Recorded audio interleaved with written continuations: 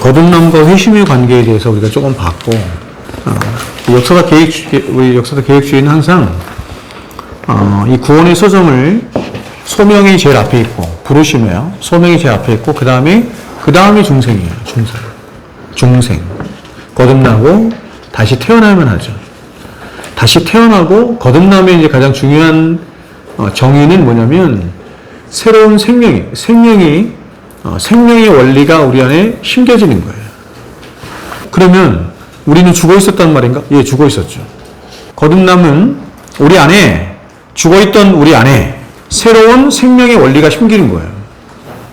그 죽어있던 우리 안에는 한 가지 원리만 있어요. 죄의 법의 원리만 있죠. 죄의 법 이렇게만 있어요. 근데 거기에 새로운 생명의 원리, 성령의 생명의 법 이렇게 말하죠. 그게 심겨지는 걸 말하는 거예요.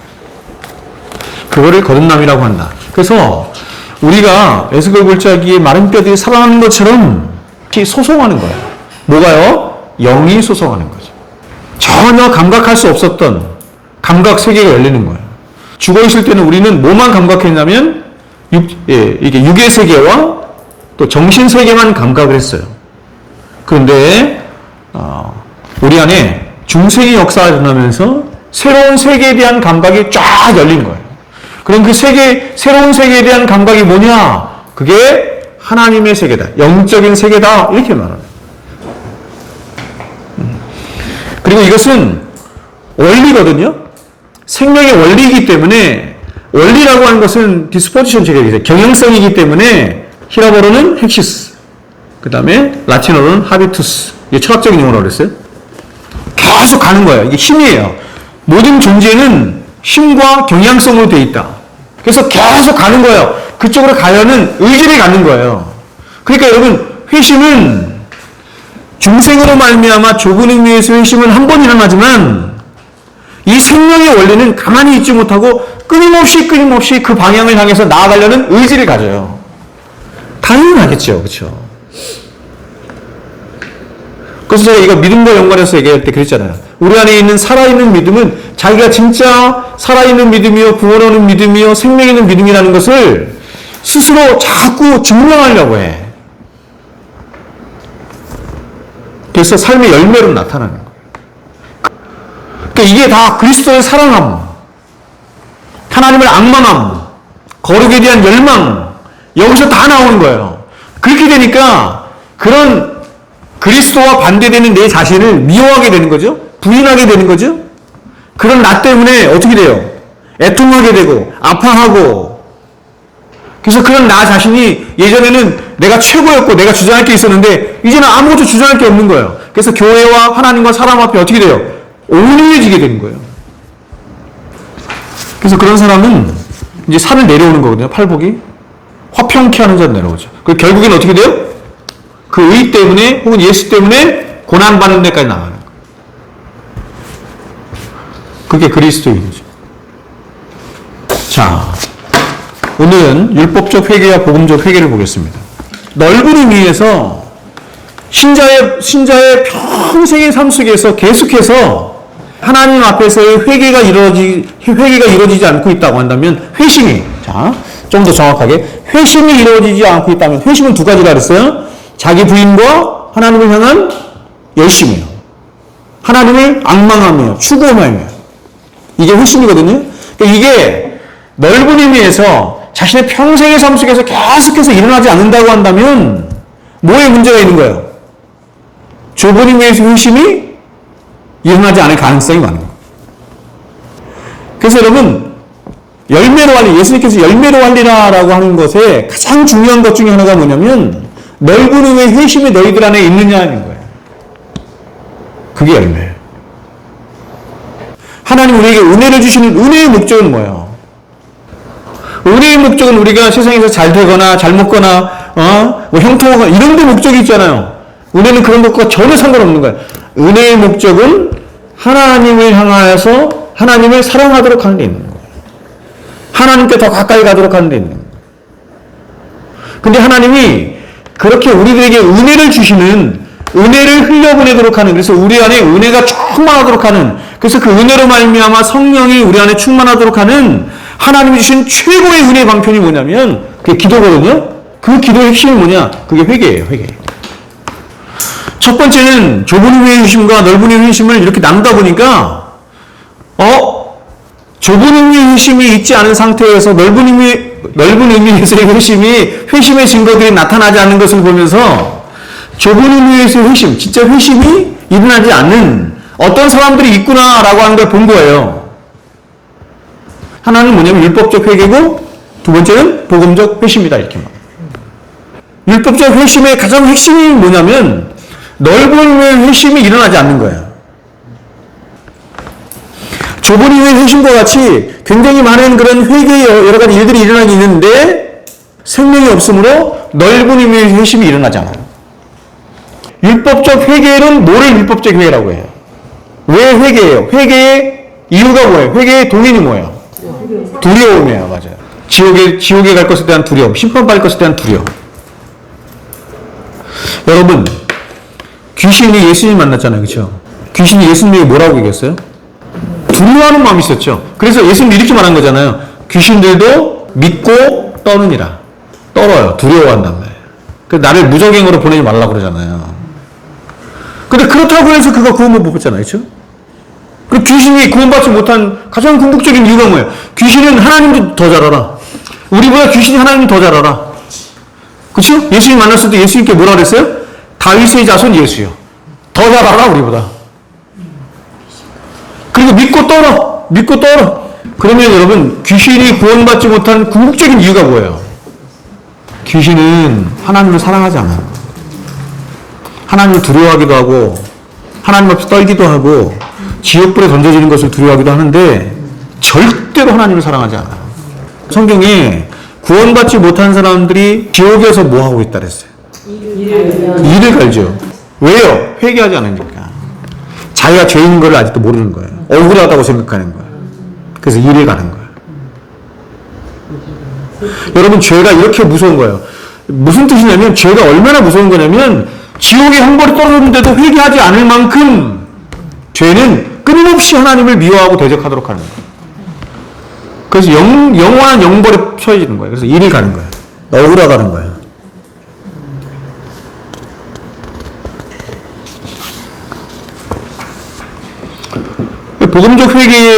복음적 회개의 핵심이 그겁니다. 그건 뭐냐면, 회개의 목적이에요. 회개의 목적은 죄를 깨닫는 것에 목적이 있지 않아요. 회개의 목적은 우리로 하여금 하나님을 향해서 두렵고 떨리게 하는 데 목적이 있지 않아요. 회개의 궁극적인 목적, 하나님이 우리를 향해서 중생의 역사를 통해서 우리를 돌이키게 하시는 궁극적인 목적은 뭐냐면, 그분을 사랑하도록 하기 위함이에요. 그분과 관계를 맺어서 그분과 사랑하도록 하기 위함. 천국 가기 위해서 예수 믿는다. 그것은 아주 핍절한 거예요. 틀린 말은 아닌데 아주 핍절한 거예요. 거기에만 머물러 있다고 한다면 그거는 아니에요. 영생은 굉장히 질적인 걸 말하는 거예요. 질적인 삶. 여러분, 영생의 삶을 사신 분이 누구죠? 예수님이에요. 그 영생의 삶의 핵심이 뭐예요? 가장 가치로운 삶이거든요. 영화로운 삶이에요. 예수님은 이 땅에 오셔서 가장 가치롭고 영화로운 인생을 살다 가셨어요. 그 인생이 뭐였어요? 하나님께 순종하시는 삶, 하나님을 사랑하는 삶, 하나님의 뜻을 이루는 삶. 그게 영생이에요. 그러면 우리가 천국 가면 영생의 삶을 사는데, 그 영생의 삶은 다른 게 아니라 하나님을 예배하고 하나님을 찬양하고 하나님을 사랑하고, 그 삶이 영생이라고 하는 거예요. 그냥 오랫동안 사는 게 영생이라고 하지 않고, 물론 그런 의미도 있습니다. 사실은 율법적 회개를 이룬 사람들에게는 사실은 이럴 수도 있어요. 뭐냐면, 하나님을 어떤 지옥에 대한 형벌, 하나님의 심판에 대한 형벌, 두려움, 이런 게 있죠. 근데 이런 사람들의 중요한 특징 중에 하나가 뭐냐면, 말은 그렇게 안 하는데 천국을 사모하지 않아요. 사실 이 사람들 속내를 딱 들여다보면 어떤 거냐면, 천국 없어도 돼. 여기서 끝났으면 좋겠어. 아니, 감각이 없으니까. 영혼에 대한 감각이 없고, 하나님에 대한 감각이 없고, 지옥에 대한 감각, 천국에 대한 이 감각이 없는 거예요. 이게 다 영적인 세계잖아요. 이게 열려야 되거든요. 그래서 물과 성령으로 거듭나지 않으면 네가 하나님 나라를 볼 수 없느니라. 그렇죠. 하나님 나라는 영적인 세계잖아요. 물과 성령, 말씀과 성령으로 거듭이 나야 이게 보기 시작하는 거, 비로소. 목사가 목회를 하면서 목적으로 삼아야 될 게 뭐냐면 성도들을 참된 회심에 이르게 하는 거예요. 사람들을 많이 모으거나 사람들을 데리고 뭔가 일을 하는 게 목적이 아니라 목사의 최고의 목적이자 가장 주된 목적은 뭐냐면 성도들로 하여금 물과 성령으로 거듭나게 하는 거예요. 참된 회심에 이르게 하는 거예요. 그러려면 그런 진리가 자기 안에 있어야 되고 그런 통찰력이 있어야 되고 성경이 말하는 이런 구원론에 관한 그런 충분한 지식을 가지고 자신 안에 자신이 경험한 구원에 대한 경험으로 증거할 수 있어야 되는 거예요. 한국교회가 얼마나 줄었는지 그런 거는 진짜 웃긴 얘기다.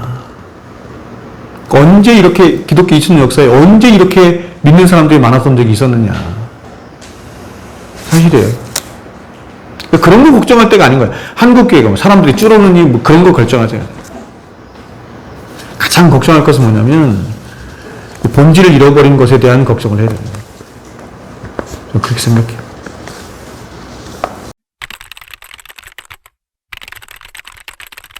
논리적으로는 회심은 반드시 앞에 뭐가 있어야 돼요? 중생이 있어야 돼요.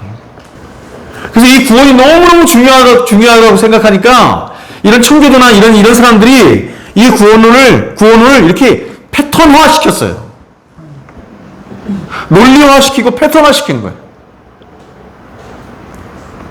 그래서 이게 막 극단으로 치달아가면서 이게 하이퍼 칼빈리스트 생긴 거예요. 자신들이 패턴화 시킨 대로 사람이 그렇게 그쵸? 그런 어떤 열매가 나타나지 않거나 그런 모양이 없으면 정지하기 시작한 거예요. 저 그리스도인이 아니야. 저 구원받은 사람이 아니야. 이렇게 시작. 이게 하이퍼 칼빈리스트라는 뜻이지. 이러한 생각에 빠진 사람들은 이러한 격렬한 회심의 흔적이 없는 사람들에 대해서 쉽게 정죄하며 결정적인 회심만이 진정한 회심이라고 규정을 지어버리는 것입니다. 그렇죠. 이런 오류를 범할 수 있다. 이렇게 얘기를 합니다. 그러나 여러분, 우리의 구원에 있어서 이 회심이라는 것이 필수적인 것은 분명한 사실이지만 회개하지 않으면 못 구원받아요. 회개가 없는데 회심하지 않았는데 구원받는다? 불가능해요. 예수 안 믿으면 구원 못 받아요. 예수 이외에 구원받을 길이 없어요. 근데 그 예수 믿는 것의 가장 결정적인 게 뭐냐면 회개하는 거예요. 회개. 예수를 만난 사람에게 나타나는 가장 결정적인 증거가 뭐냐면 회개하는 거예요. 회개.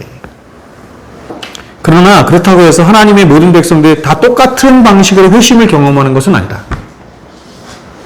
회심에서 가장 중요한 것은 회심이 발생하는 방식이나 때가 아니라 뭐에 있다? 진정성에 있다.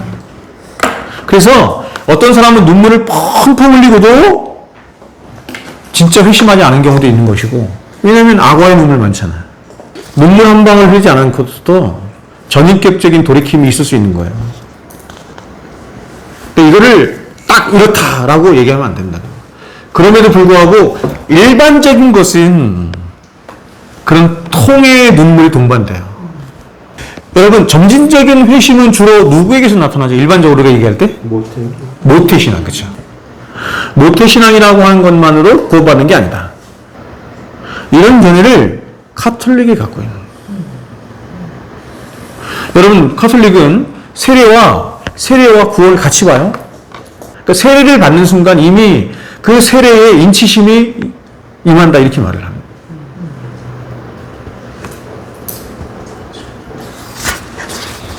여러분, 세례는 두 가지 세례가 있잖아요. 성령 세례 이렇게 불러요.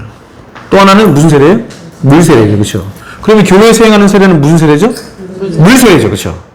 그럼 물 세례는 누구한테 주는 거냐? 성령 세례를 받은 자에게 주는 거예요. 때가 됐다고 원래 주는 건 아니고, 시간이 됐다고 주는 게 아니고. 그래서 여러분, 진중 세례나 이렇게 막 어딥니까? 뭐 군대에서나 막 이런 데서 막 단체로 세례 주잖아요. 완전히 잘못하는 거예요. 그런 거 하면 안 된다는 거예요. 여러분, 물세례 안 받아도 구원 받을 수 있어요? 못 받아요? 받을 수 있어. 당연해요.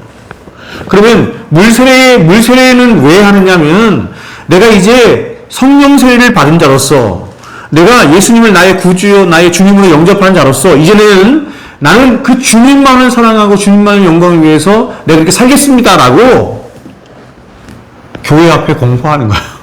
그게 물세례. 그래서 그런 것들을 다 교육시킨 다음에 그 사람으로 하여금 물어야 되는 거예요. 정말 네가 세례를 받을 의향이 있느냐 물어야 돼. 그리고 얘기하는 거예요. 아직 준비가 안 됐으면 안 받아도 돼. 나중에 받아도 돼. 회개하지 않고도 막 하나님의 사랑에 대해서 얘기하고 자비에 대해서 얘기하고 할 수 있어요, 없어요? 있어요, 여러분.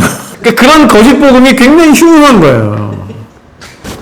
회심에서 나온 하나님 사랑이냐?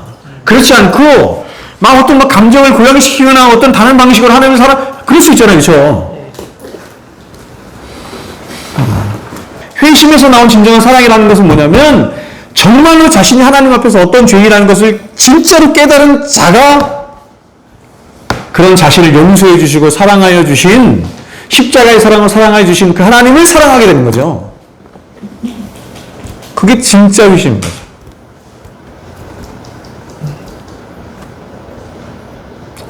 근데 그렇지 않고 다른 방식으로도 하나님을 사랑할 수 있어요. 예를 들면 하나님은 널 사랑해. 하나님 앞에 구해봐. 하나님 다 들어주신다. 하나님 네 가정을 축복하실 거야. 네가 잘 되게 할 거야. 긍정적으로 생각해. 하나님은 긍정의 하나님이거든. 여러분 이렇게 하나님을 자꾸 이야기해주면 하나님 좋아질까 안 좋아질까요? 좋아져요. 당연히 좋아지겠죠. 저는 주변에서 하나님 앞에 내가 이렇게 기도를 하고 이렇게 뭔가를 요청했는데 안 들어줘가지고 교회 떠난 사람 많이 봤어요. 하나님의 불변성 먼저 보겠습니다. 변화는 피조물의 모든 세계 안에 스며들어 있습니다. 피조물의 가장 중요한 특징이 뭐냐면 변화하는 거예요. 이렇게 모든 사물을 변하게 하는 힘이 뭐냐? 시간이다. 이렇게 말해요. 시간. 근데 하나님은 이 시간 속에서 일하시는 분이에요. 그래서 하나님이 어떻게 하셨다? 시간을 창조하신 거예요. 시간을 창조하셔서 시간 속에 당신의 자녀된 교회를 두셔서 그 시간 속에서 일하시는 거예요. 당신의 자녀들을 만들어 가시는 거예요. 하나님은 더 좋아지시거나 나빠지시거나 개선되시거나 이렇지 않아요. 하나님의 지식을 이야기할 때 똑같아요. 하나님의 지식은 더해지거나 떼지거나 좋아지거나 이렇지 않아요. 하나님의 능력도 마찬가지예요. 하나님의 능력이 더해지거나 빼지거나 그렇지 않아요. 그 자체로 하나님의 지식은 완전한 지식이고 그 자체로 하나님의 능력은 완전한 능력. 변하지 않아요. 영원전부터 영원토록 그 본질과 영광과 능력에 있어서 그리고 그 계획과 약속에 있어서 동일하시고 변함이 없으신 분이다. 본질과 영광과 능력에 있어서 그리고 계획과 약속에 있어서 좀 제가 이렇게 구분했어요. 그렇죠? 이것을 하나님의 불변성이라고 한다. 스테판 찬옥은 이 불변성을 하나님의 모든 속성의 영광이다 이렇게 말을 했습니다. 이 말은 뭐냐면 하나님의 모든 속성을 영광스럽게 하는 속성이다 이런 뜻이에요.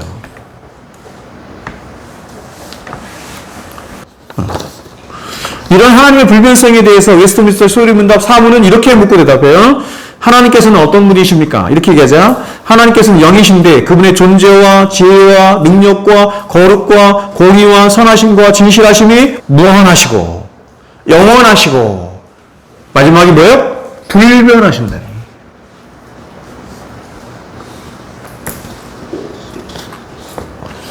따라서 이런 하나님의 불변성, 자 보세요.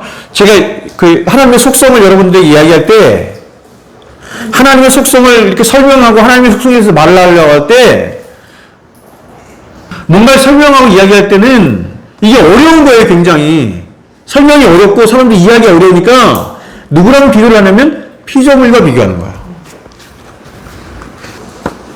따라서 이런 하나님의 불변성은 창조주와 그의 피조물, 여호와와 인간을 구별시켜주는 근본적인 차이가 된다. 에레네오는 이렇게 말했습니다. 이 점에서 하나님은 인간과 다르시다. 즉 하나님은 지으시고 인간은 지음을 받는다. 지으신 분은 진정으로 언제나 동일하시지만 지음받은 자에게는 시간과 중간과 더함과 증감이 있다. 하나님의 불변성에 대한 성경의 대표적인 표상이 뭐냐면 두 가지로 말할 수 있는데, 하나는 뭐예요? 하나님은 반성이시다 이렇게 말합니다. 또 하나는 하나님은 빛이시다 이렇게 말합니다. 하나님의 본질과 성품이 변하지 않는다는 것입니다. 이상에 변하지 않는 것은 아무것도 없어요. 사람도, 그 사람의 마음도, 자연도, 만물도 다 변해요. 그러나 하나님은 변하지 않아요. 하나님이 당신의 백성들을 구원하시고 이 세상을 심판하실 것이라는 약속을 반드시 지키시고 또 지키실 수 있는 것은 그분의 성품이 변하지 않기 때문입니다. 그래서 중요한 게 언약이에요, 언약. 하나님은 당신의 존재적 영광을 거시고 언약을 맺으시는 약속을. 그래서 하나님이 그 언약에 매여. 모든 좋은 은사와 좋은 것들이 누구로부터 온다? 하나님께로부터 와요. 그 이유가 뭐다? 변함이 없으신 분이기 때문에. 변함이 없으시기 때문에 과거에도 늘 그분은 좋은 것으로 당신의 백성들을 먹이시고 입히시고 살게 하셨고 현재도 그러고 앞으로도 그럴 거예요. 이유가 뭐예요? 불변하시기 때문에. 하나님이 한번 계획하시면 그 계획이 중간에 안 바뀌어요. 하나님은 불변하시는 분이시기 때문에 하나님이 목적하셔서 세우신 모든 계획은 반드시 이루어진다고 말씀합니다. 이러한 하나님의 모든 약속의 보증이 바로 누구다? 예수님이시다. 근데 이게 핵심이죠? 이러한 하나님의 모든 약속의 보증이 예수님이세요. 예수 그리스도는 하나님의 모든 약속의 성취이신 것이다. 하나님의 모든 약속은 그리스도 예수 안에서 다 이루어지고 성취되며 완성된다. 그래서 우리는 불완전하고 부패한 우리 자신을 믿고 의지하는 것이 아니라 불변하신 그분의 약속을 믿고 의지함으로 평안 가운데 살아갈 수 있는 것이다. 그렇죠? 그래서 여러분 하나님을 아는 게 너무 중요하죠. 하나님을 알아야 그분을 의지하고 그분을 믿고 어떤 상황 가운데도 그분을 따르는 거예요. 그 하나님의 약속과 그것을 믿을 수 있었던 가장 중요한 이유는 뭐냐면 그 하나님이 누구이신가 하는 것을 알았기 때문에. 지식이죠. 여러분 하나님이 우리와 함께 하신다고 나를 사랑하신다는 증거가 우리가 실제적으로 알고 이렇게 할 수 있는 게 뭐냐면 과거를 돌아보는데요. 하나님의 사랑이나 하나님의 은혜는 변함이 없거든요. 그 성실하심은 끝이 없고 하나님은 과거에는 날 이렇게 사랑하셨는데 언제는 좀 덜 사랑하신 것 같고 언제는 안 그런 것 같고 이렇게 이제 사람이 생각할 수 있잖아요. 근데 그런 거 없어요. 그러니까 늘 동일하게 사랑하시는 건데 근데 이제 그럼에도 불구하고 이제 그 욥이나 다윗이 그런 고백을 하잖아요. 앞으로 가도 계시지 않은 것 같고 뒤로 가도 계시지 않은 것 같고 옆을 봐도 계시지 않은 것 같고 이런 얘기를 하거든요. 근데 성경은 그럼에도 불구하고 그럴 때라도 하나님은 늘 성실하시고 일하시고 우리가 알지 못하고 깨닫지 못하는 뿐이지 하나님은 가장 성실하시고 가장 그분의 모든 영광이 다 투여된 그런 사랑으로 우리를 사랑하시고 계신다 이렇게 말하는 거거든요. 그리고 그런 어떤 그 영혼의 밤이라고 하는데 그런 영혼의 밤이 지나는 것 같은 때가 하나님이 우리에게 필요하기 때문에 그렇게 침묵하시는 거예요.